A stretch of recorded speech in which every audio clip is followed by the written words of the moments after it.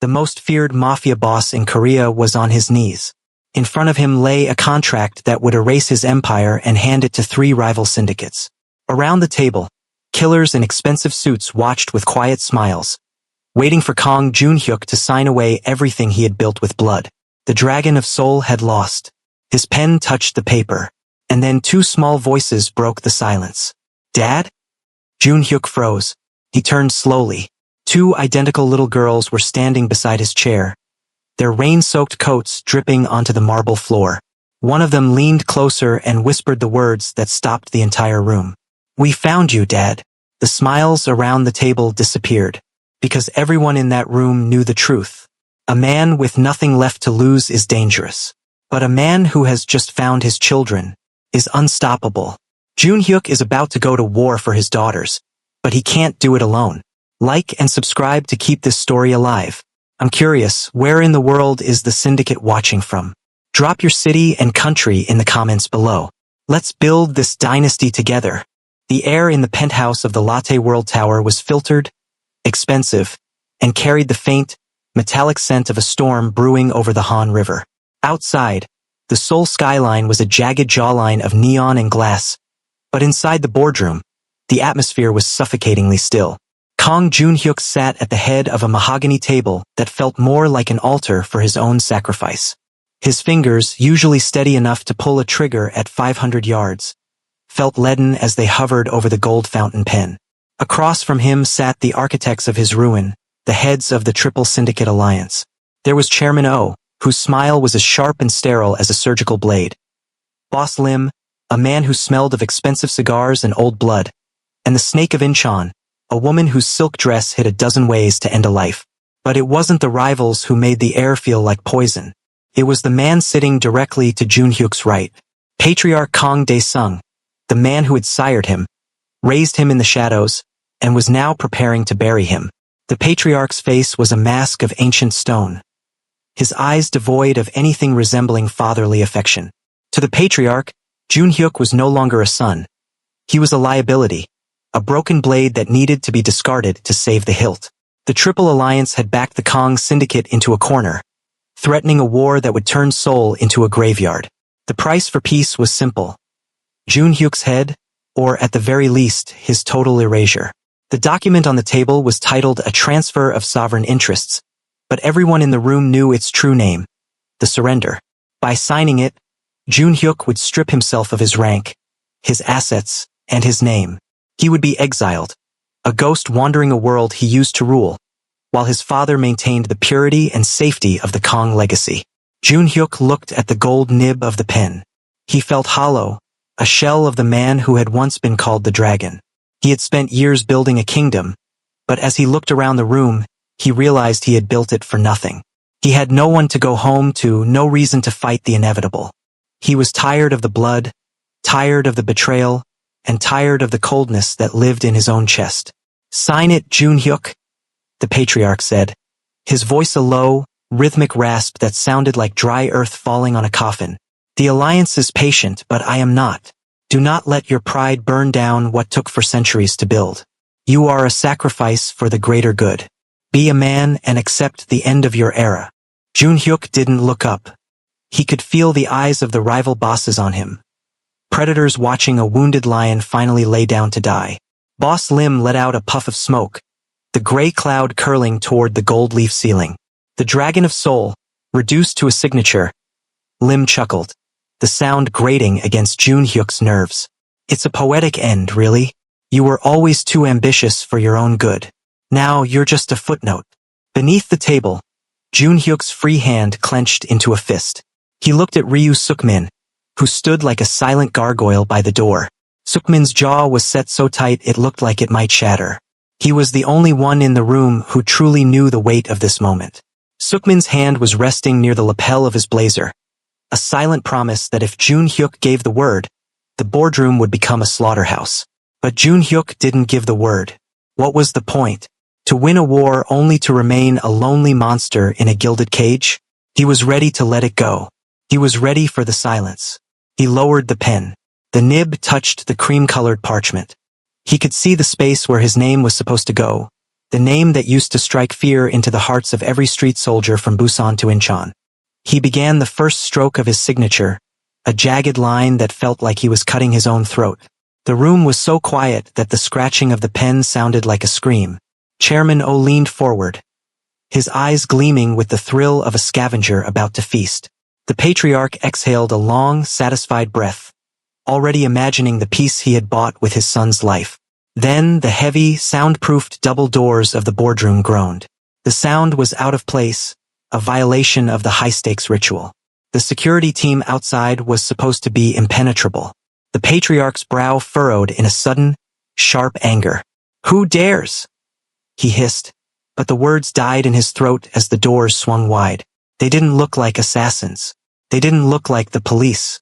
They were small, no taller than the waist of the guards who were now stumbling backward in sheer confusion. Two identical girls, their skin the color of rich earth and their eyes wide and bright like polished onyx, stepped into the lion's den. They were wearing small, matching trench coats that were dark with rain, and their hair was styled in intricate braids that were beginning to fray at the edges. They looked out of place in the cold, hyper-masculine world of mahogany and chrome, like two wildflowers growing through a crack in a tombstone. The room froze. The three rival bosses reached for their weapons instinctively, but their hands stayed mid-air, paralyzed by the sheer absurdity of the intrusion.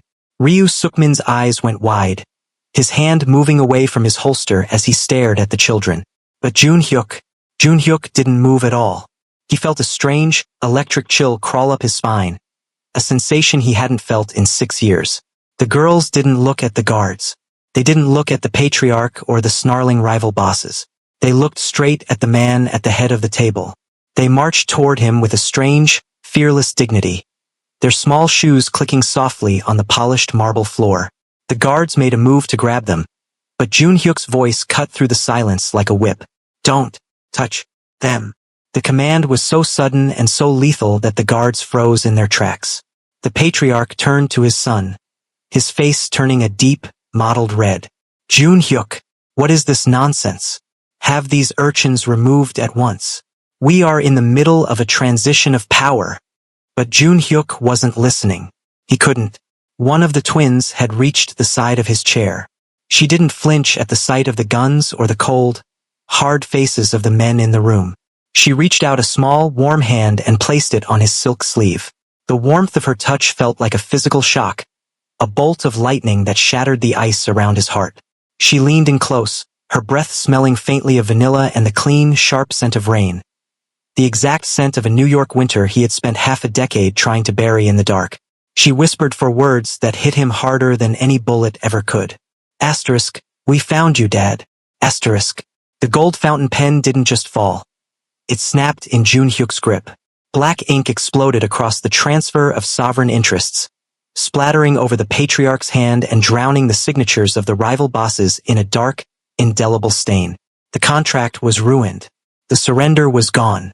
Jun Hyuk looked down at the twin, and in her eyes, he saw a ghost. He saw Amara Cole.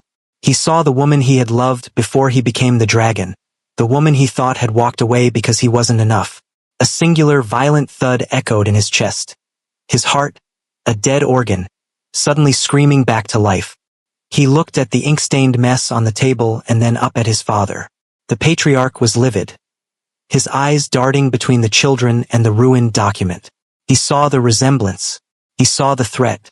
He saw the stain on his perfect, pure legacy. "Security!" the patriarch roared, his voice cracking with desperation. "Remove these distractions. Now, clean the room." 12 guns cleared their holsters in a sickening, rhythmic chorus of metal. The three rival bosses stood up, their faces twisted in a mixture of confusion and predatory intent. They saw a weakness. They saw a man distracted. They saw an opportunity to end the dragon right here, right now. Jun Hyuk stood up. He didn't look like a man who was ready to surrender anymore.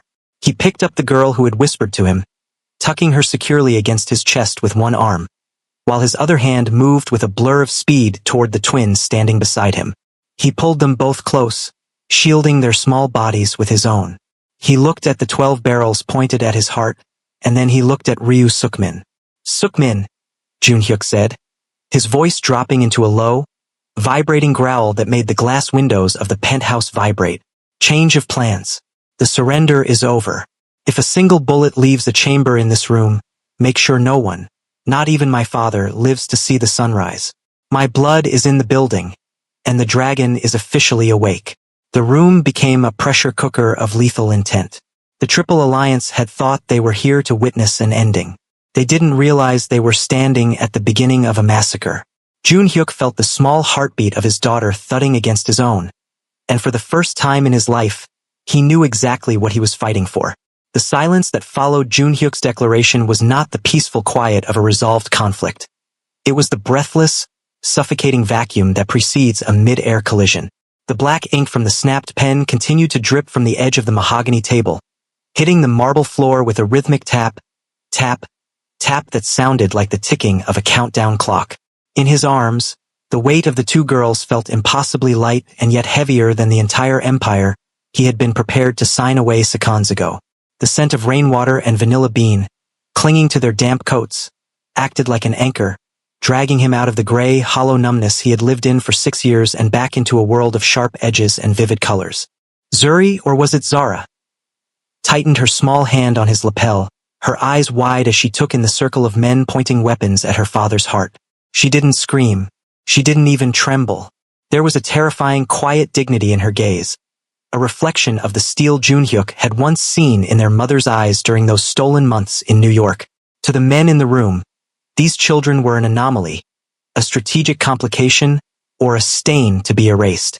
To Junhyuk, they were the sudden, violent proof that his life had not— "You're a fool, Junhyuk!"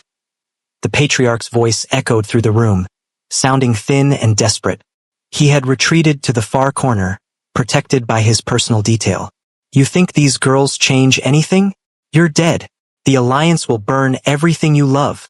The Alliance is currently bleeding on your floor, father," Junhyuk shouted back, his voice cutting through the sounds of gunfire and breaking glass. "And as for what I love, you've spent 6 years making me believe I had nothing. You lied to me. You knew Amara was pregnant. You knew they existed, and you let me sit in this chair and rot."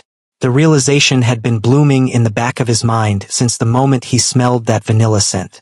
The patriarch's network of spies was too vast for him not to have known about Amara's departure from New York. The surrender deal hadn't just been about business. It had been about ensuring Junhyuk never found out the truth. If he were exiled, he'd never have the resources to find his daughters. The patriarch had tried to prune the family tree to keep it pure, never realizing he was just sharpening the axe that would eventually fall on his own neck. Junhyuk reached the edge of the mahogany table where the snake of Incheon was preparing to throw a concealed blade. He caught her wrist, twisted it until the bone groaned, and disarmed her without breaking his stride. He wasn't killing everyone, not yet. He was making a statement. He was showing them that the man who was willing to sign a surrender was gone. Within minutes, the room fell into a tense, ringing silence. The only sounds were the heavy breathing of the survivors and the distant sirens of the Seoul police, still miles away from the private heights of the tower. Ryu Sukmin stood by the door, his gun leveled at the patriarch's remaining guards, who were now looking at Junhyuk with a terrifying realization. They were no longer working for the man with the money, but for the man with the fire. Junhyuk reached under the table and gently pulled the twins out. Their little coats were rumpled, and Zara was clutching a small, silver locket that hung around her neck, the same locket Amara used to wear. Junhyuk stood up, the girls flanking his sides, and walked toward his father. He stopped inches from the patriarch. The old man looked up at his son, seeing the dragon in a way he never had before. This wasn't a subordinate. This wasn't a tool. This was a king who had finally found his kingdom. Junhyuk reached down and picked up a piece of the shattered gold pen. He held it up to his father's face. "You wanted my signature to save your legacy," Junhyuk said, his voice quiet and terrifyingly calm. "But my signature died the moment they walked through that door. From this moment on, the Kong Syndicate doesn't belong to the past. It belongs to them." The patriarch opened his mouth to speak, but the words wouldn't come. He looked at the twins, Zuri and Zara, who stood tall, staring back at the man who had tried to erase them before they were even born.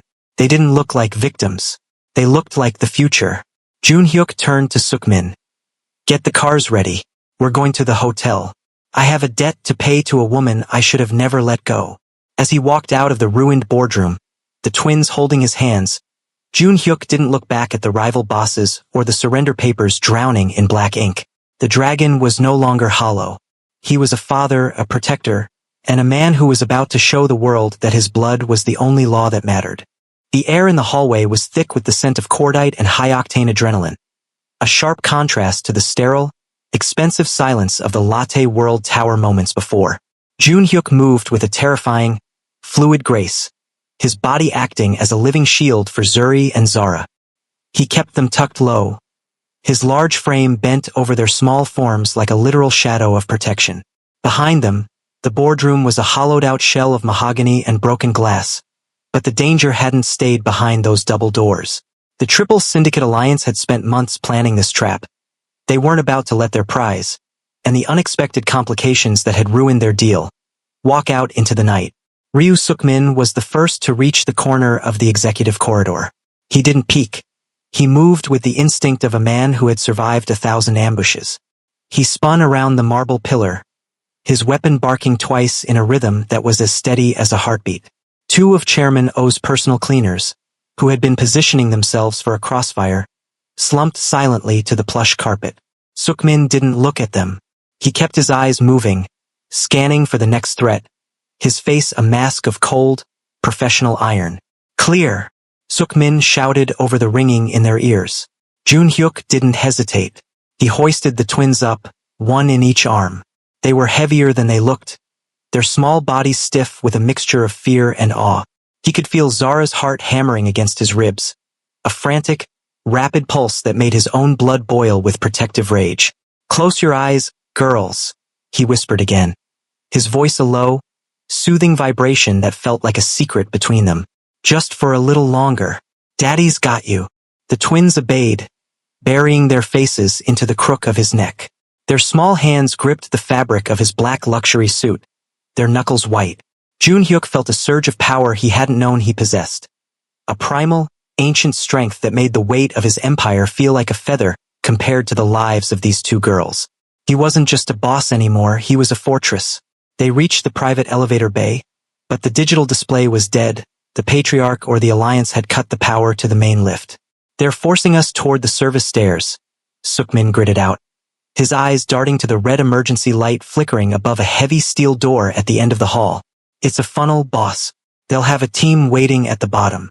"Then we don't go to the bottom," Jun Hyuk replied, his mind working with the speed of a high-performance engine. He remembered the layout of the tower, not as a businessman, but as the man who had overseen its security protocols years ago. The 84th floor is the mechanical transition level. There's a laundry chute that services the hotel suites below. It bypasses the main stairwell. "It's a 40-foot drop into a bin of linen," Sukmin noted, checking his magazine. "Dangerous for the kids. Better than a 100-foot drop with a bullet in their heads," Jun Hyuk snapped. "Go!" As they broke for the service door, the far end of the hallway exploded in a hail of gunfire. The snake of Incheon's men had arrived, their submachine guns chewing through the expensive wallpaper and sending clouds of plaster dust into the air. Jun Hyuk dove through the doorway just as a bullet grazed the frame, the heat of it kissing his shoulder. He didn't flinch. He couldn't afford to. Inside the concrete stairwell, the sound of the storm outside was amplified, a dull, thundering roar that echoed up the shaft. They descended 2 flights with a speed that would have been impossible for anyone else, their footsteps sounding like thunder on the metal grates. When they reached the 84th floor, Sukmin kicked the door open, leading with his muzzle. The mechanical floor was a maze of humming pipes and massive air filtration units. It was a forest of steel, shrouded in shadows and the smell of industrial grease. "There!" Jun Hyuk pointed to the heavy circular hatch of the laundry bypass. They reached it just as the service door behind them was kicked open. The Triple Alliance wasn't giving up. These weren't just soldiers. They were the elite, men who knew that if Jun Hyuk escaped tonight, their own lives were forfeit. The first 2 men through the door were met with Sukmin's unrelenting fire, but more were coming, their silhouettes illuminated by the emergency strobes. Jun Hyuk set the twins down for a brief second. He looked into their eyes, his own amber gaze burning with an intensity that demanded their trust. Zara, Zuri, listen to me. You're gonna slide down a big slide. It's dark, and it's fast. But there are soft pillows at the bottom. I'll be right behind you. Do you understand? Zuri nodded, her braids bouncing. Is Mummy there? She's waiting for us? Junhyuk promised, a lump forming in his throat that he had to swallow back. Go. Now. He tucked them together, feet first, into the chute. They vanished into the darkness with a small, stifled gasp of air. Junhyuk didn't wait to hear them land. He spun around, his Beretta roaring as he provided cover for Sukmin, who was pinned behind a massive ventilation duct. Get in the chute, Sukmin, Junhyuk commanded. Not until you're clear, boss. That wasn't a request. Junhyuk's voice carried the weight of the dragon, a command that brook no argument. Sukmin fired a final burst, then scrambled toward the hatch, diving in headfirst. Junhyuk followed a split second later, just as a grenade clattered onto the concrete floor behind him.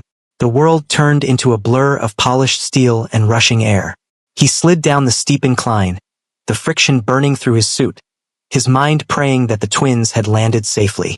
He hit the bottom of the chute with a dull thud, landing in a massive bin of discarded towels and silk sheets. He scrambled out, his eyes instantly finding the three forms already struggling out of the pile. The twins were wide-eyed but unhurt, their small faces pale in the dim light of the hotel's basement laundry room. Move, Junhyuk hissed, grabbing the twins and pulling them toward the service elevator that led to the hotel's main floors. This was the part of the tower managed by the hotel staff, the part managed by Amara Cole. They emerged into the kitchen of the hotel's grand ballroom on the 10th floor. The room was a hive of activity, chefs and servers moving in a frantic dance to prepare for the late-night banquets. They stopped in their tracks at the sight of the blood-stained, soot-covered Mafia boss carrying two children, followed by a man with a drawn gun. Where is she? Junhyuk demanded, his voice echoing off the stainless steel surfaces. Before anyone could answer, the double doors at the far end of the kitchen swung open. Amara Cole stepped through, her hotel manager's uniform pristine, her hair pulled back in a sharp, professional bun. But her face was a mask of sheer, unadulterated terror. She saw the twins. She saw the man she had loved in the snows of New York, the man she had fled to protect her children from. Her hands flew to her mouth, a sob escaping her lips that broke Junhyuk's heart more than any bullet ever could. Junhyuk? She whispered, her voice trembling. Amara, he said, his voice cracking for the first time that night. He stepped forward, the twins reaching out for their mother. I have them. They're safe. But the world is coming for us, and I need you to trust me one more time. Amara didn't look at the guns or the blood.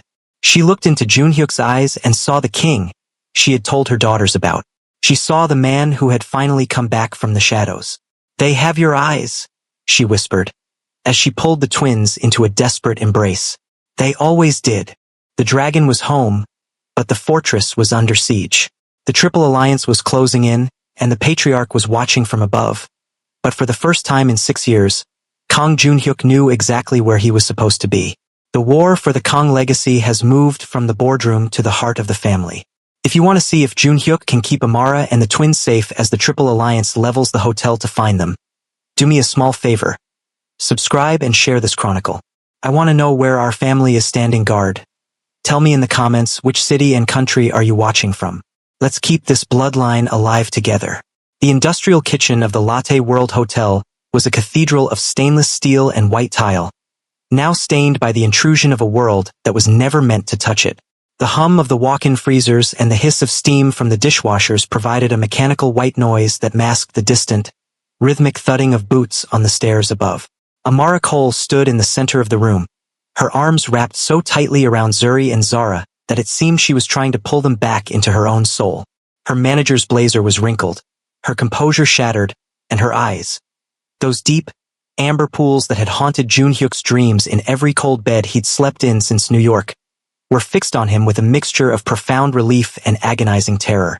Junhyuk stood 5 paces away, his hands empty but his posture still radiating the lethal energy of the dragon. He looked at the 3 of them, the woman who had been his only glimpse of heaven and the 2 girls who were now his only reason to survive hell. The air between them was thick with 6 years of unasked questions and the heavy, metallic scent of the violence he had just carried into their lives. He wanted to move toward her, to press his forehead against hers and apologize for the shadows he had brought to her door, but he remained stationary, a sentinel guarding the entrance to the only peace he had ever known. Ryu Sukmin moved with silent efficiency, locking the heavy steel doors that led to the service corridor and dragging a heavy prep table across the frame. He didn't look at the reunion. He knew the cost of distraction. He checked his watch, then looked at Junhyuk. "We have 10 minutes before the Alliance scouts realize we bypassed the lower stairwell," Sukmin said, his voice a low, professional rasp. "The hotel is crawling with eyes, boss. We need to move them to the safe house." "Not yet," Junhyuk replied, his voice sounding foreign to his own ears, softer, yet more resonant. He reached into the inner pocket of his blazer and pulled out a small, sealed envelope. It was the same one Mr. Park, the family's most trusted and most shadowed legal mind, had slipped into his hand during the chaotic descent through the tower. Amara's gaze tracked the movement. She knew what was in that envelope. She had known the truth from the moment she felt the first flutter of life in her womb while watching the snow fall over Central Park. But in Junhyuk's world, truth was a currency that required verification. "You don't need a piece of paper to tell you who they are, Junhyuk," she whispered, her voice trembling but her gaze steady. "Look at them. Look at their eyes. Look at the way Zara holds her chin when she's afraid. They are the only good thing that ever came from us." Junhyuk didn't answer. He couldn't. His throat was a desert of dry grief and sudden, overwhelming hope. He tore the top of the envelope with a steady hand, though his heart was hammering against his ribs like a trapped bird. He pulled out the single sheet of white paper. His eyes skipped past the technical jargon, past the markers and the scientific nomenclature, and landed on the bottom line. 99.9% probability of paternity. The words blurred for a moment. He had ruled a city. He had commanded thousands of men. He had moved billions of dollars with a single stroke of a pen. But as he stared at those numbers, he realized that everything he had built, the towers, the syndicates, the blood-soaked reputation, was nothing but ash. It was a kingdom of smoke. The only true legacy he had ever left on this earth was currently hiding its face in the fabric of Amara's uniform. He wasn't just a boss. He wasn't just a weapon.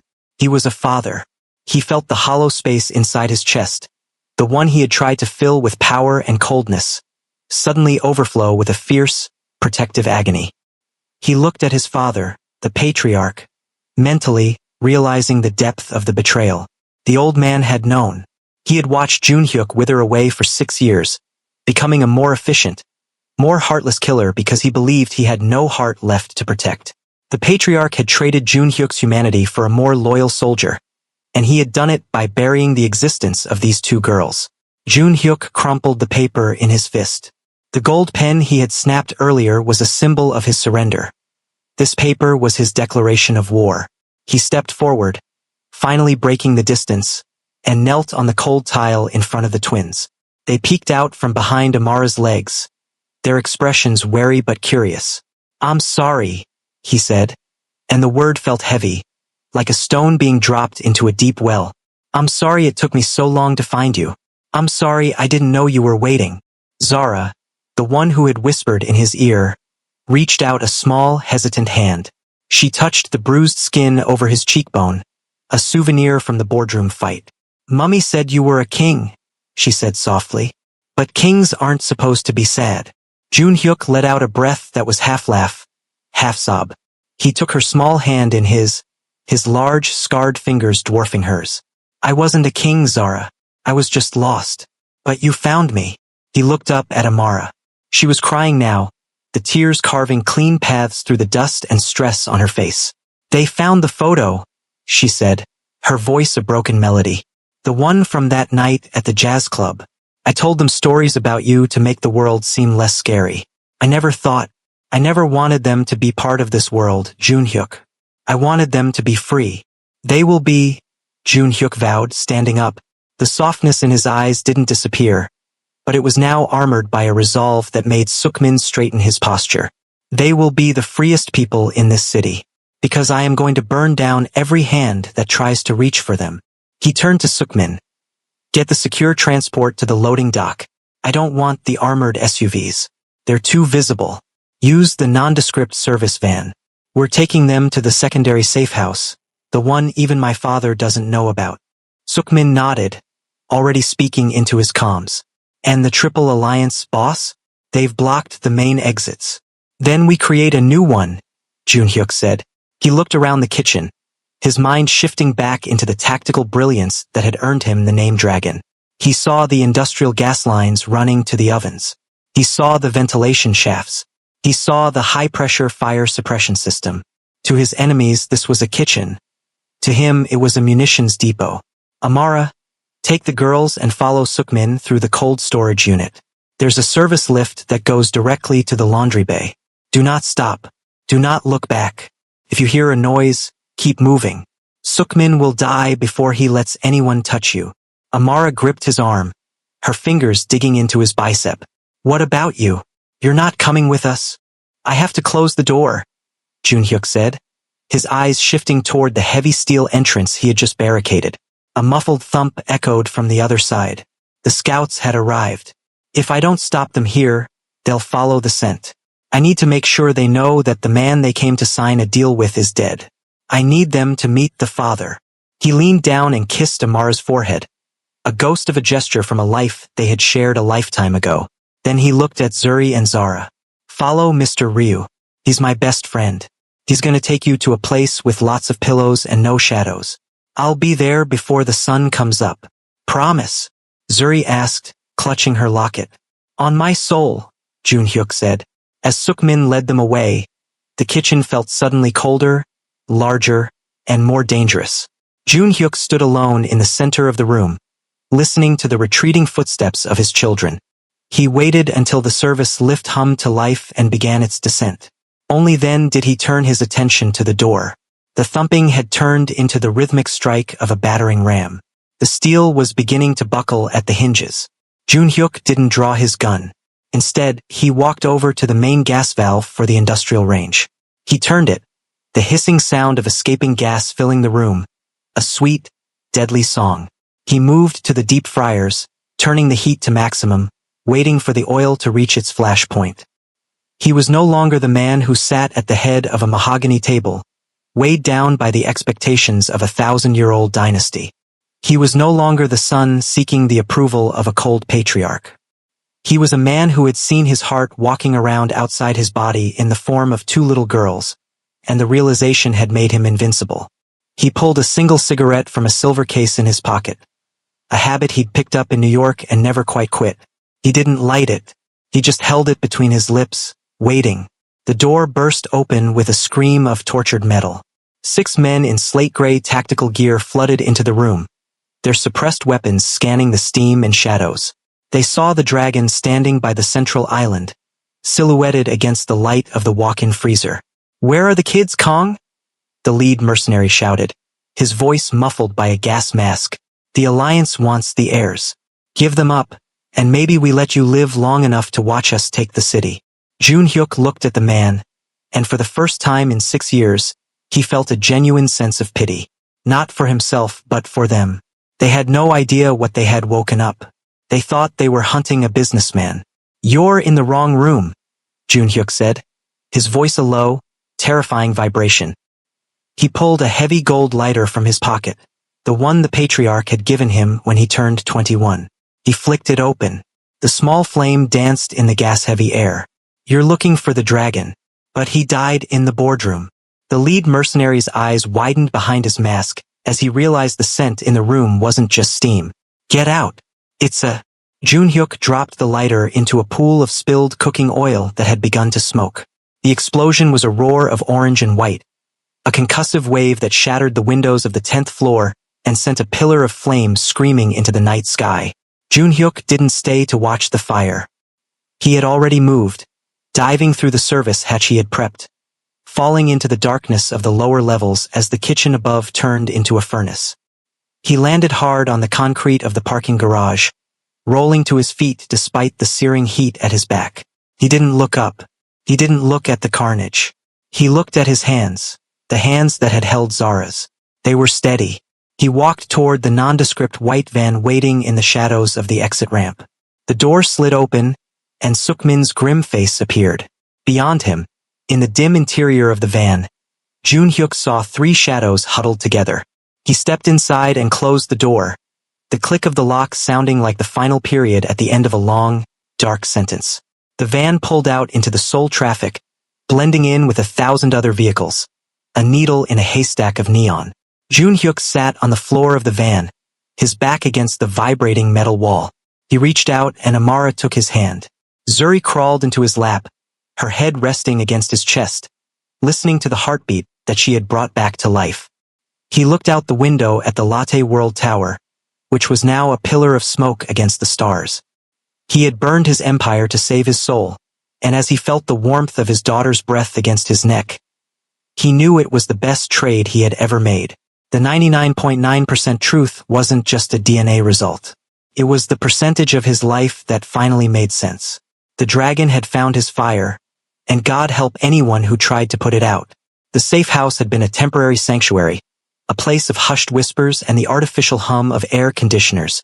But Junhyuk knew that ghosts could not live in the shadows forever.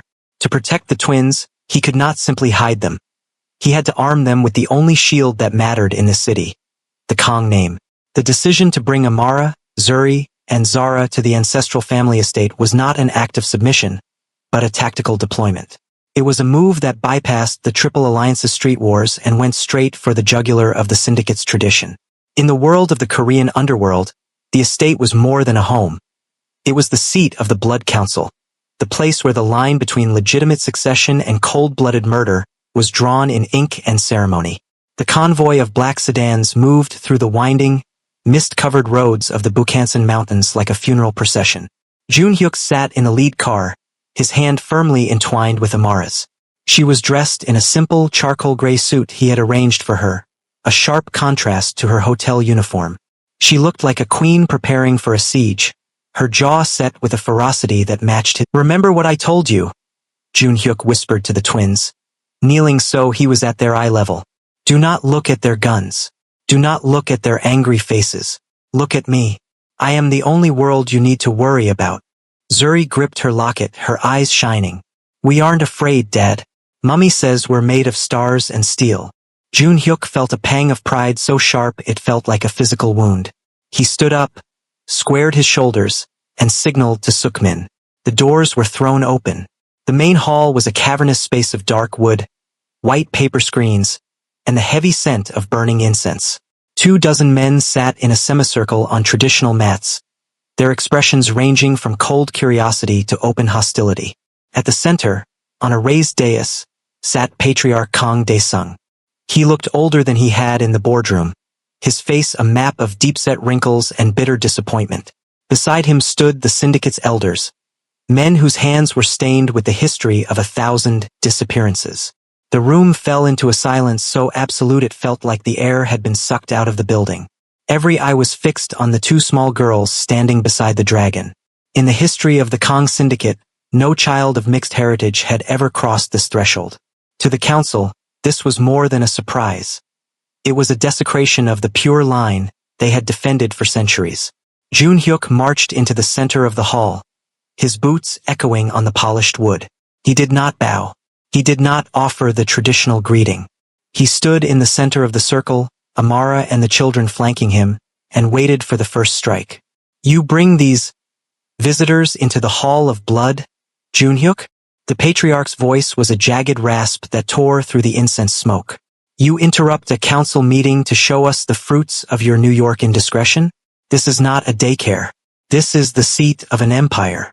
"This is not a visit, father," Junhyuk said, his voice projecting to the farthest corners of the hall. "I am here to fulfill the law of succession. I am here to officially register Zuri and Zara as the primary heirs to the Kong Syndicate." A ripple of shocked whispers broke the silence. One of the elders, a man named Elder Choi who was known for his fanatical devotion to tradition, stood up, his hand trembling with rage. "You dare? The bloodline must be preserved. You would hand the keys to our ancestors' kingdom to these outsiders." Junhyuk turned his gaze on Choi, a look so predatory and cold that the elder visibly recoiled. They are not outsiders. They are my blood. They are the 99.9% truth that you and my father tried to bury. And as for the kingdom, it doesn't belong to the ancestors anymore. It belongs to the man who can hold it. And I am that man. He pulled the crumpled DNA report from his pocket and threw it onto the floor in the center of the circle. The science is absolute. The law of our family states that the firstborn of the reigning head is the heir. I am the head of the operational syndicate. These are my firstborn. The patriarch stood up slowly, his eyes burning with a dark, vengeful light. He stepped down from the dais, walking toward the twins. Amara instinctively stepped in front of them, her eyes narrowing. But Junhyuk placed a hand on her shoulder, silently telling her to hold her ground. He knew his father. The patriarch wouldn't attack physically, not yet. He would try to destroy them with words. The patriarch stopped 3 feet away, looking down his nose at Zuri and Zara. They are beautiful, he said, his voice dripping with a false, poisonous sweetness. But beauty is a fragile thing in our world, Junhyuk. A legacy is built on more than a DNA match. It is built on the acceptance of the council. And look around you, my son. Do you see acceptance? Junhyuk didn't look. He didn't need to. He knew the council was a collection of cowards waiting to see which way the wind blew. The council accepts the man they fear the most, Junhyuk countered. And right now, they should be very afraid of the father. You would burn the family down for them? The patriarch asked, leaning in close so only Junhyuk could hear him. You would let the Triple Alliance slaughter our men, let our businesses crumble, all for a woman who ran away and 2 children who don't even speak our tongue? I would burn the world for them, Junhyuk replied, his voice a death warrant. And I'll start with the man who kept them from me. The patriarch laughed, a dry, rattling sound. He turned back to the council, raising his arms. You hear him? He threatens the patriarch. He threatens the very foundation of the Kong Syndicate for his own selfish desires. He is not a leader. He is a man possessed by a ghost. Daesung pointed a shaking finger at the twins. I, as the patriarch of the Kong bloodline, refuse this claim. I strike their names from the record before they are even written. They are not Kangs. They are nothing but a mistake that should have been erased in New York. The word mistake hit the room like a physical blow. Amara let out a sharp intake of breath, her face turning pale with fury. But it was Junhyuk's reaction that changed the temperature of the hall. He didn't shout. He didn't draw his gun. He simply looked at Ryu Sukmin. Sukmin reached into his jacket and pulled out a stack of leather-bound folders, dropping them onto the table in front of the elders. What is this? Elder Choi asked, opening a folder with trembling hands. Those, Junhyuk said, his voice sounding like ice cracking on a lake, are the financial records of every man in this room. Every bribe taken from the Triple Alliance, every secret offshore account used to siphon money from the syndicate, and every back-alley deal made behind my father's back. My father spent his time watching my personal life. I spent my time watching your bank accounts. The hall fell into a different kind of silence. The silence of men who had just realized the rope was already around their necks. You can vote with the patriarch, Junhyuk continued, walking slowly around the circle. You can vote to reject my daughters. And by tomorrow morning, the police, the tax authorities, and the rival gangs you've been cheating will have every piece of evidence they need to end you. Or, you can acknowledge the new heirs. You can recognize the new dynasty. And those folders will find their way into a shredder. The patriarch looked around the room, his face turning a sickly shade of gray as he saw the elders' expressions shift from defiance to panicked calculation. You would blackmail the council? This is not our way. Our way is dead, father, Junhyuk said, stopping in front of the dais. Our way led to me signing a surrender while you watched. Our way led to my children living in fear. Today we start a new way, a way where the dragon protects his own. Elder Choi was the first to speak, his voice cracking. The DNA is clear. The girls are indeed of the Kong line. Tradition must adapt to the strength of the leader. One by one, the other elders began to nod, their eyes fixed on the folders that held their lives in the balance. It was a bloodless coup, executed with the precision of a master surgeon. The patriarch stood alone, his power evaporating like mist in the morning sun. He looked at his son, and for a moment, Jun-hyuk saw a flicker of genuine fear in the old man's eyes. "You think you've won," the patriarch whispered. "But the Triple Alliance doesn't care about your council. They are coming for this house. They are coming to finish what they started in the boardroom." "Let them come," Jun-hyuk said, picking up Zuri and Zara and holding them high so the entire council could see them. "They'll find that this house isn't guarded by a syndicate anymore. It's guarded by a family." He turned to Amara, a ghost of a smile touching his lips. "It's time to go home, Amara. The real home." As they walked out of the hall, the elders began to bow, not to the patriarch, but to the man carrying the two girls. The Council of Blood had become the Council of the Dragon. The air in the council hall, which had been thick with the suffocating scent of incense and old paper, suddenly curdled into the frigid stillness of a tomb. Jun-hyuk stood in the center of the polished wood floor, his heart a drum of war against his ribs. He felt Zuri's small fingers dig into his palm, while Zara pressed her face against his thigh, her tiny body trembling with a fear she was trying to hide behind her father's shadow. Across from them, standing on the raised dais like a god of ancient, decaying stone, Patriarch Kong Dae-sung looked down at the scene with a gaze that had long ago traded humanity for the cold preservation of a name. The Syndicate Council sat in a semicircle, a collection of vultures in high-end suits, their eyes darting between the father, the son, and the two small girls who had just shattered the quiet of their empire. The silence was heavy, a physical weight that seemed to press the oxygen out of the room. Jun-hyuk could hear the distant, muffled roar of the Seoul rain against the tiled roof. But inside, the only sound was the jagged breathing of a family at the edge of a cliff. "They are my blood," Jun-hyuk's voice rang out, lower than a shout but carrying the resonance of a death warrant. "They are the heirs to the dragon's seat. Look at them, father. Look at their eyes. You see the fire of the Kangs. You see the truth." The patriarch didn't blink. He didn't even look at the twins. He kept his eyes fixed on Jun-hyuk, his expression one of profound, icy disappointment. "I see a weakness," the patriarch said, his voice a dry rasp that carried to the farthest corners of the hall. "I see a man who was supposed to be the steel in our foundation, but who has instead brought the mud of the streets into our sanctuary. Do you think a DNA report matters in this hall? Do you think the chemistry of the blood is more important than the purity of the throne?" Dae-sung stepped off the dais, his traditional silk robes whispering against the floor like a snake moving through dry grass.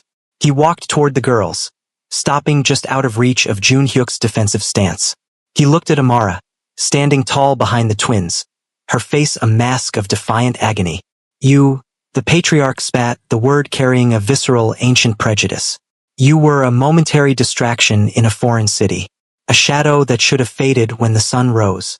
And yet, you have returned to haunt us with these reminders of my son's failure." He turned his gaze to the council, raising his voice so it echoed off the dark cedar beams. "Listen to me, all of you. We have survived for 4 centuries not because we were lucky, but because we were clean. We have kept the Kong line untainted by the chaos of the outside world, and I will not watch it fall to a pair of accidents." He looked back at Jun-hyuk, his eyes hardening into flint. "No foreign blood will ever sit on this throne. Not as long as I draw breath. Not as long as there is a single man in this room who remembers who we are."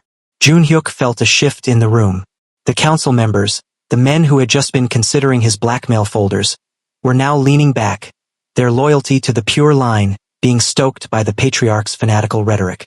In the underworld, tradition was often more powerful than money, and the patriarch was wielding it like a poisoned blade. "They are not accidents," Jun-hyuk said, his voice vibrating with a terrifying, controlled fury. "They are my daughters, and they are the only reason this throne is worth holding. They are stains," the patriarch roared, his composure finally snapping into a jagged, cruel intensity. "They are the ink that ruins the parchment. They are a mistake that must be corrected before the world sees how far the dragon has fallen."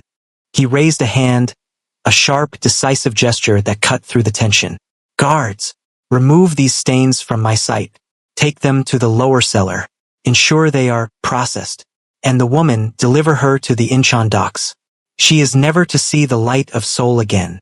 The metallic clack-clack of 12 safeties being disengaged filled the hall.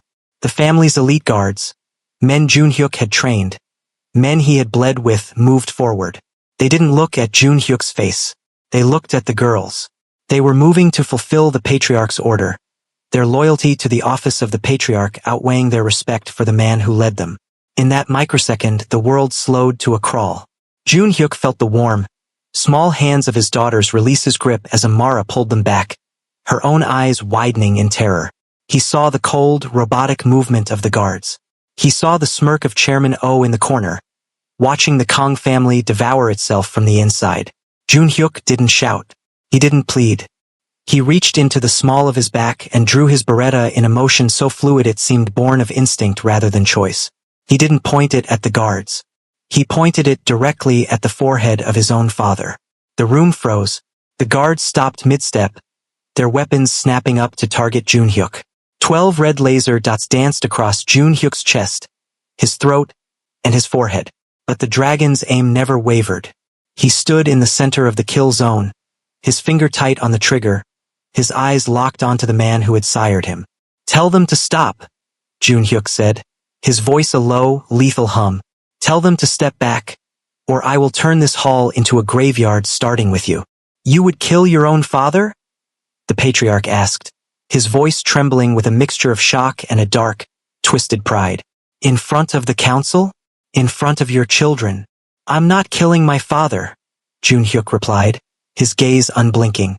"I'm killing the monster that's trying to touch my daughters. You called them stains. You called them a mistake. But the only mistake in this room is the man who thinks I'll let him breathe another word against them." The patriarch looked at the gun, then at the 12 guards surrounding his son. "They will kill you the moment you fire. You will die and the girls will still be processed. You are throwing away your life for nothing." "I'm throwing away a life that never belonged to me anyway," Junhyuk countered. "Every day I spent in that chair, I was a ghost. But tonight, I'm a father. And a father doesn't negotiate with monsters." He looked at Ryu Sukmin, who was standing by the door, his own weapon drawn, his eyes scanning the room for the first man to move. Sukmin gave a single, sharp nod. He was ready to die. He was ready to burn it all down. The tension in the room reached a breaking point. The incense smoke swirled in the stagnant air, and the distant thunder rolled again, closer this time. The council members were ducking behind their mats, their greed forgotten in the face of absolute, fratricidal violence. "Step back," Junhyuk commanded the guards, his voice a roar that shook the paper screens. "Back, or the patriarch dies first." The guards hesitated. They looked at Dae-sung, waiting for a signal. The patriarch's face was a map of calculation. He saw the fire in Junhyuk's eyes, the same fire that had once made him proud, but was now turned against him with a heat he couldn't control.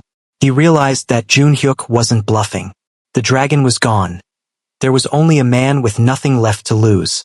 "Stand down," the patriarch whispered, the words sounding like they were being torn from his throat. "Stand down." The guards lowered their weapons, though they remained in their tactical positions. The laser dots vanished from Junhyuk's chest, leaving only the cold, artificial light of the hall. Junhyuk didn't lower his gun. He stepped back, reaching out with his free hand to find Amara. He pulled her and the twins toward the door, never taking his eyes off the patriarch. "You've won the hall, Junhyuk," the patriarch said, his voice regaining its icy edge as the immediate threat receded. "But you've lost the family. You are a traitor to your blood. You are a king of an empty house." "Then I'll build a new one," Junhyuk replied, reaching the threshold of the great doors. "And I'll build it on the one thing you never understood, love. Keep your throne, father. It's made of nothing but bones." As the doors swung shut, sealing the council inside their tomb of tradition, Junhyuk turned to Amara. She was pale, her eyes wide with the shock of what had just happened. He looked at Zuri and Zara, who were clinging to each other, their small faces etched with a trauma they would carry for years. He didn't have words. He didn't have a plan. He only had the weight of the gun in his hand and the warmth of his family at his back. He led them out into the rain, away from the estate, away from the past, and into a war that would decide if the dragon's blood was a curse or a crown. The heavy iron-reinforced doors of the council hall had barely latched shut when the structural integrity of the Kang dynasty began to fracture with the sickening sound of 1,000 glass mirrors shattering at once. The storm that had been brewing over the Bukhansan Mountains finally broke, a deluge of freezing rain slamming against the ancient tiled roofs. But the thunder outside was nothing compared to the tectonic shift occurring within the mansion's walls. Junhyuk stood on the rain-slicked veranda, the twins pressed against his legs, their small bodies vibrating with a terror that no child should ever know. He looked back at the shadows of the hall he had just exited, knowing that by drawing his weapon against the patriarch, he hadn't just saved his daughters, he had signaled the start of a fratricidal eclipse. The great betrayal did not begin with a shout, but with a silent, lethal choosing of sides. Across the central courtyard, the ranks of the syndicate's elite guards began to drift apart like ice flows in a violent current. It was a sight that would be etched into the history of the underworld for decades. Brothers in arms, men who had shared meals and guarded each other's backs in the trenches of the Seoul shipping docks, were now looking at one another through the sights of their rifles. On the north side of the courtyard, the Guishan, the patriarch's ghost soldiers, formed a wall of black tactical silk and cold steel. They represented the old guard, the men who believed that blood purity was the only thing standing between the syndicate and total collapse.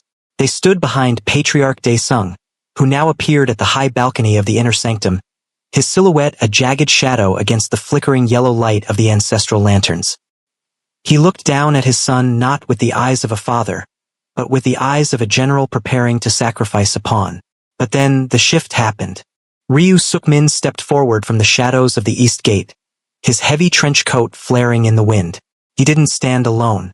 Behind him, dozens of the younger syndicate captains, the men who had bled alongside Junhyuk in the takeover of the Triple Alliance territories, stepped out into the rain.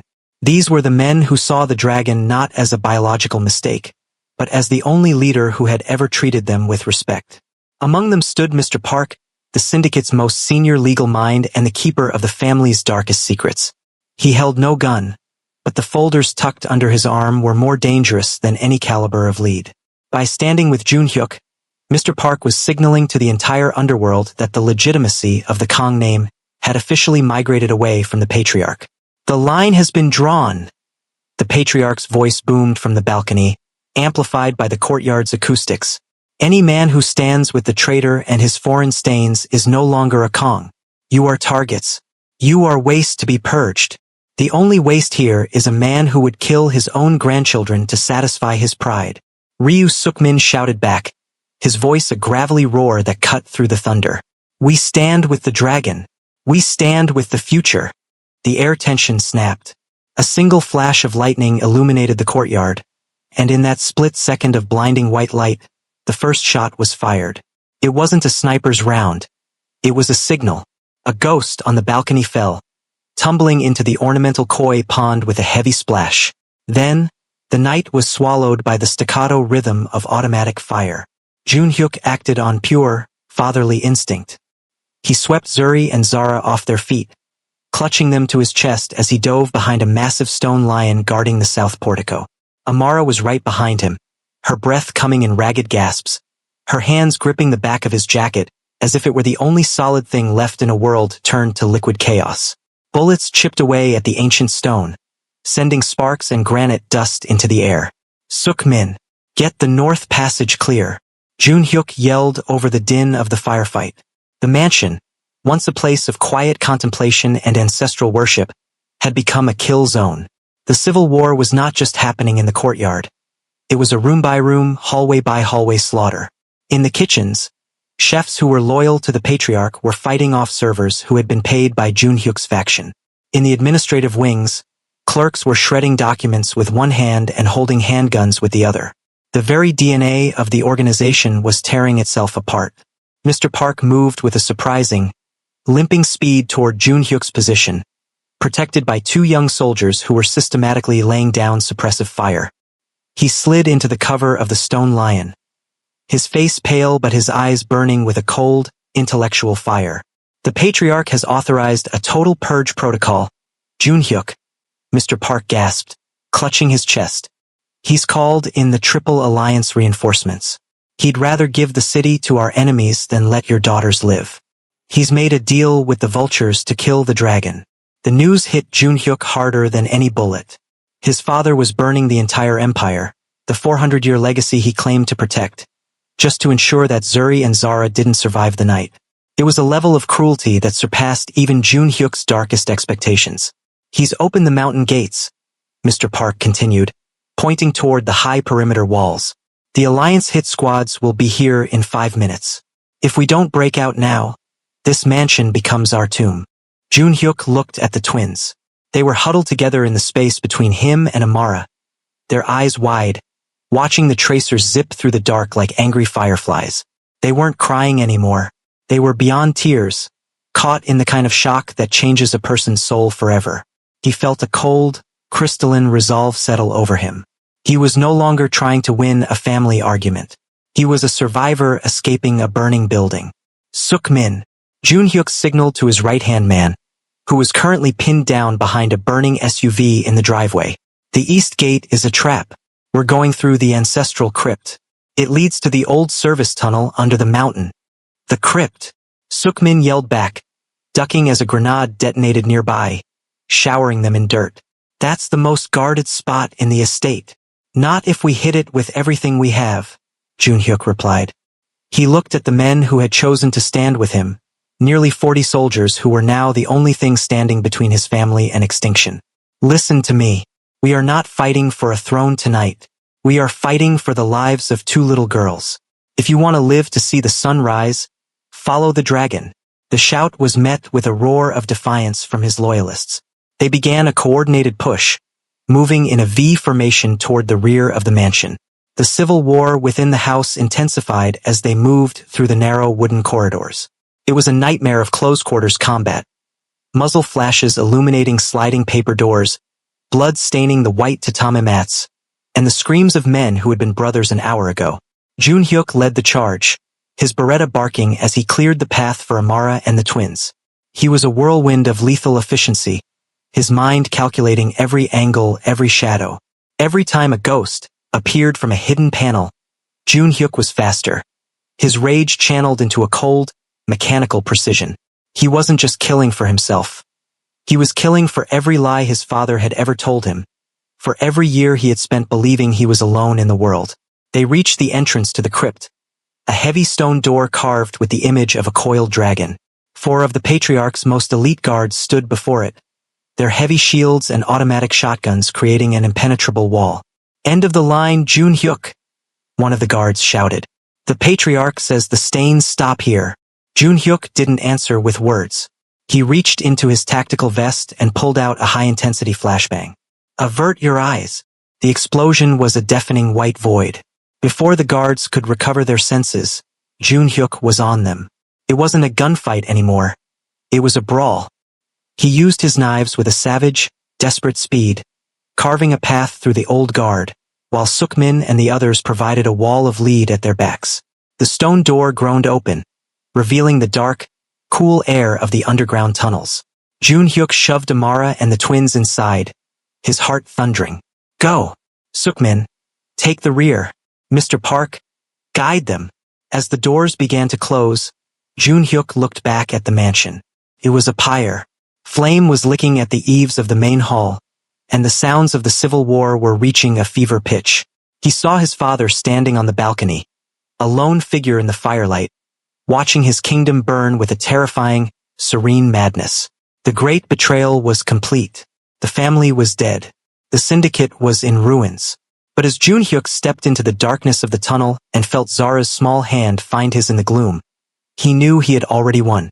The smoke from the burning south wing of the estate curled into the freezing mountain air, thick and acrid, smelling of ancient cedar and modern cordite. The Bukhansan Mountains, usually a place of silent, mist-shrouded majesty, now echoed with the rhythmic, staccato chatter of submachine guns and the gut-wrenching screams of men who had shared the same bread only hours before.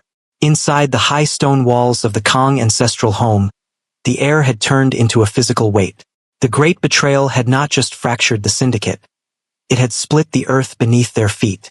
Junhyuk stood in the shadow of the central pagoda, his black suit shredded at the shoulder, a crimson smear painting his cheekbone. In his left hand, he gripped the cold steel of his Beretta. In his right, He held the small, trembling hand of Zara. Behind him, Amara stood with Zuri, her face a mask of pale, frozen determination. She had stopped being a victim the moment the first bullet hit the stone lion. She was now the quiet center of Junhyuk's storm. Sukmin.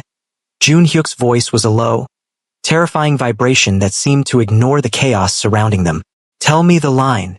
Ryu Sukmin, standing behind a marble pillar with a blood-stained bandage wrapped around his forearm, didn't hesitate. The North Gate is held by your father's Guishan. They've let the Triple Alliance hit squads through. Chairman O's snipers are on the rooftops, but the south and west corridors.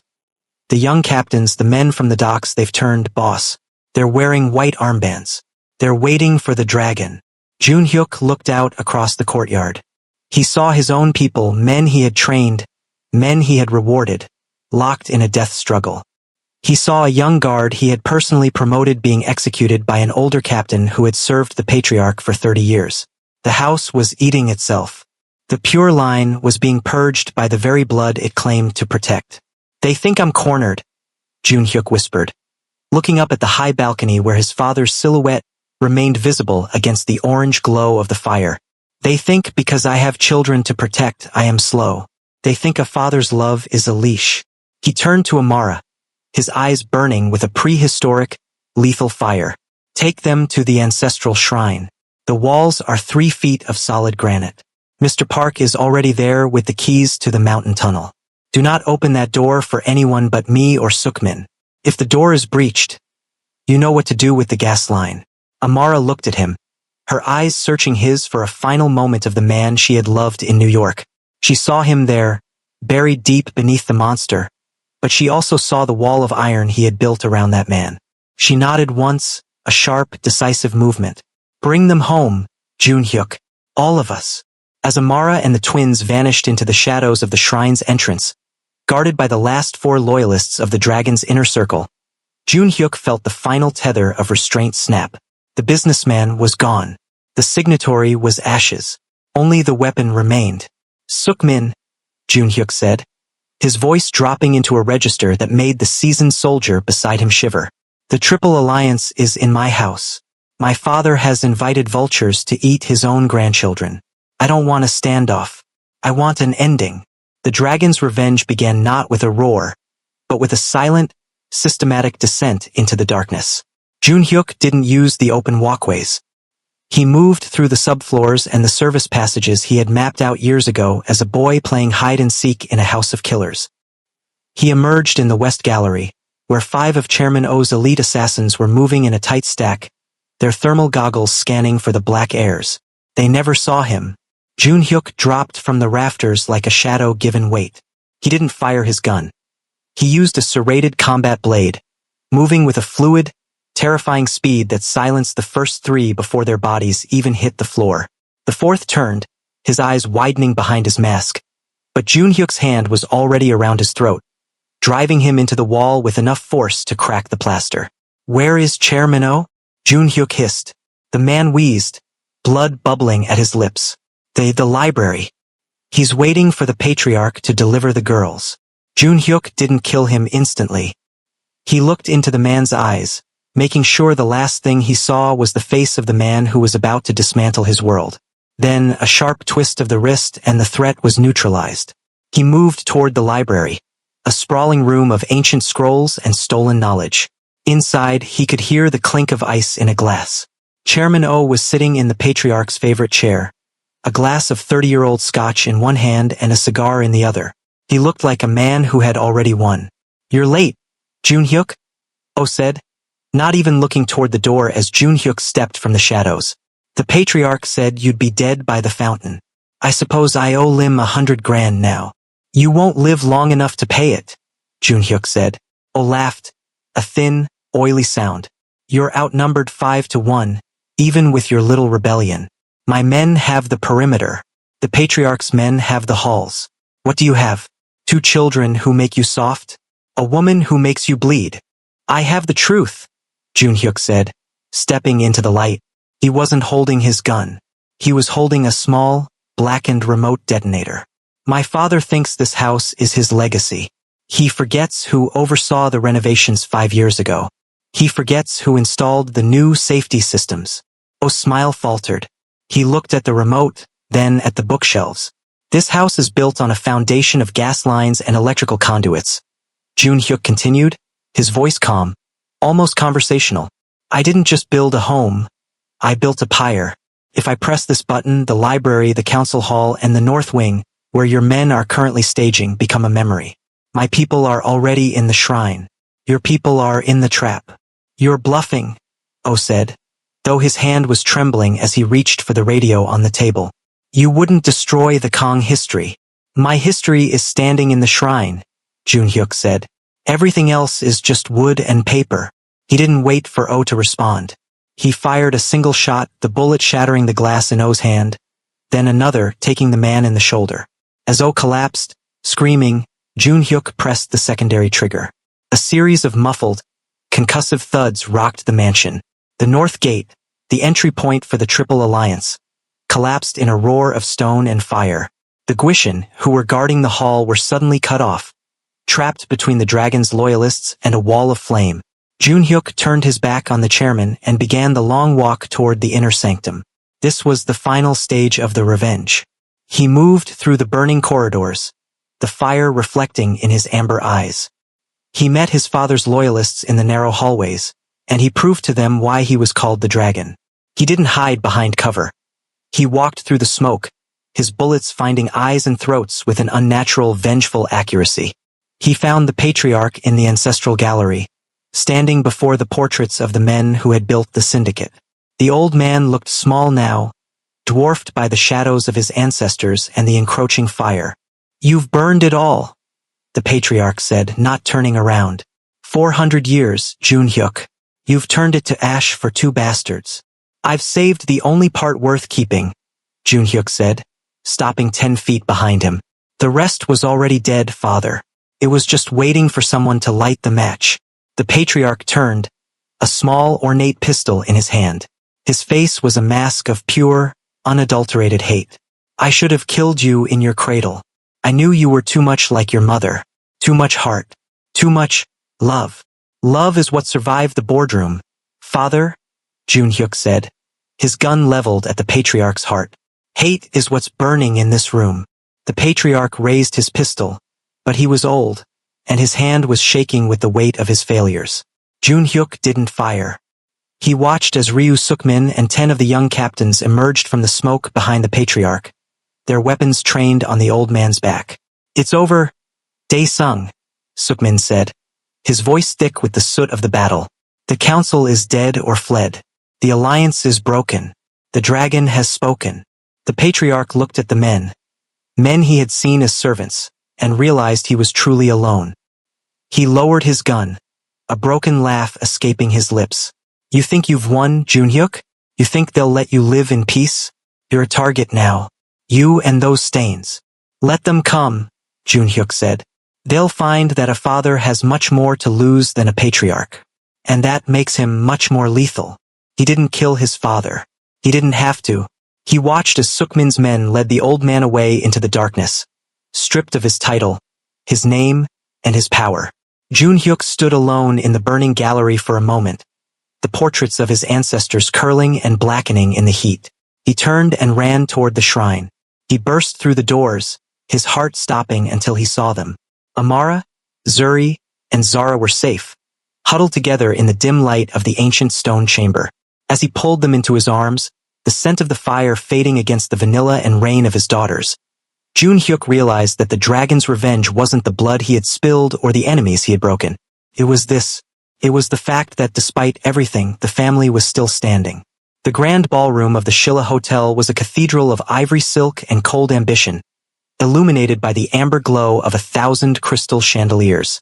It was a space designed for royalty, but tonight, it served as a fortress for a man who had burned his father's legacy to the ground to build a throne of his own. The air was thick with the scent of expensive lilies and the metallic tang of unspoken tension. Outside, the rain had finally stopped, leaving the Seoul skyline shimmering like a jagged crown of neon under a pale, uncaring moon. But inside, the silence was so heavy it felt as though the oxygen had been sucked out of the room, leaving only the jagged breathing of a syndicate waiting for its master to speak. Kang Junhyuk stood at the center of the raised dais, his presence commanding and absolute. He was dressed in a traditional black hanbok of the highest quality, the silk embroidered with subtle, obsidian dragons that seemed to ripple with every breath he took. In his left hand, he held the small, warm hand of Zuri. In his right, he gripped the hand of Zara. Between them stood Amara Cole, a vision of resilient grace in a white gown that bridged the gap between her Western roots and the Eastern Empire she was about to join. Her eyes, once clouded by the terror of the New York shadows, now reflected a fierce, protective fire. Junhyuk looked down at the assembled council of elders, the survivors of the civil war that had nearly leveled the Kang estate. These were men who had seen blood, but they had never seen a man willing to sacrifice everything for a family he hadn't known existed a week ago. 6 years ago, I was a hollow man serving a name that felt like a cage. Junhyuk's voice rang out, steady and resonant, carrying to the farthest corners of the gilded hall. Tonight, I stand before you as a man who has finally found his fire. These are my daughters Zuri and Zara Kang. They are the 99.9% truth of my blood. They are my heirs, the primary successors to the Kang Syndicate. And Amara Cole is the woman who will rule by my side as my wife. He paused, his amber eyes scanning the room like a predator looking for a reason to strike. If any man here still harbors the words stain or mistake in his heart, speak now. If you believe this throne is built on anything but the absolute power of the dragon, stand up. I would rather turn this ballroom into a graveyard tonight than allow a single doubt to follow my children into tomorrow. The silence that followed was absolute. Not a single elder moved. Not a single guard blinked. They had seen Junhyuk dismantle the patriarch. They had seen him burn the Triple Alliance. They knew that the man standing before them was no longer a businessman. He was a father, and a father had nothing left to fear. The wedding will take place at sunrise, Junhyuk declared, his tone final. By the time the sun hits the Han River, the new dynasty will be sealed in law and blood. But the universe, it seemed, was not done testing the dragon. The heavy, gilded double doors at the back of the ballroom did not open. They were kicked wide with a violence that echoed like a gunshot. The sound of high-end Italian leather boots clicking against the marble floor broke the silence. A rhythmic, arrogant tempo that made the hair on the back of Junhyuk's neck stand up. He knew that stride. It was a rhythm born of the same blood, but fermented in a much darker vat of cruelty. A man stepped into the light, looking like a distorted mirror image of Junhyuk. He was younger, his features sharper, his eyes devoid of the weary wisdom that now defined his brother. This was Kang Min-ho, the London prince. Years ago, he had been exiled to handle the syndicate's European interests because his bloodlust was too volatile for the delicate politics of Seoul. Behind him stood a dozen men in slim-fit charcoal suits, their faces cold and foreign London's most elite cleaners. What a touching scene, Min-ho said, his voice carrying a British lilt that sounded like a serrated blade. I leave for a few years to manage the filth in Mayfair, and I come back to find my brother playing house with a waitress and a couple of half-breeds. Tell me, Junhyuk, did the smoke from the mansion fire rot your brain? Or did you just lose your spine in a New York winter? Junhyuk's hand tightened on the twins' hands, a low, vibrating growl forming in his chest. Min-ho, you were told to stay in London. This is a family matter that no longer concerns you. A family matter? Min-ho laughed, a dry, rattling sound as he walked slowly up the center aisle, ignoring the guns that Ryu Suk-min and the other loyalists had trained on his head. You are handing the keys to a 400-year-old kingdom to a woman who smells of hotel soap and children who don't even belong in our history books. You think the council is silent because they respect you? They're silent because they're waiting for a real Kang to come home and fix this mess. He stopped at the foot of the dais, looking up at Junhyuk with a smile that was purely predatory. Father was a sentimental old fool in the end. He tried to hide the problem. I'm not a hider, brother. I'm a purger. I've been talking to our father in his Jeju exile. He's given me the right of correction. As long as I am alive, the line remains pure. Min-ho reached into his blazer and pulled out a single ancient scroll. The Patriarch's secret codicil, a document that could bypass even a council vote in times of blood crisis. He held it up like a trophy. This marriage will not happen. These children will not be registered. And you are gonna step down before I have to show these girls what happens to a dragon who forgets how to bite. The room became a pressure cooker. Amara pulled the twins closer to her, her eyes fixed on Minho with a visceral hatred.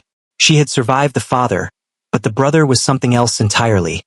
He was a man who lived for the chaos, a man who didn't want the throne to rule, but to burn. You've forgotten where you are, Minho, Junhyuk said, his voice dropping into a register that made the crystal chandeliers above them vibrate. In London, you were a prince. In Seoul, you are just a ghost I haven't buried yet. If you take one more step toward my daughters, I won't send you back to Europe.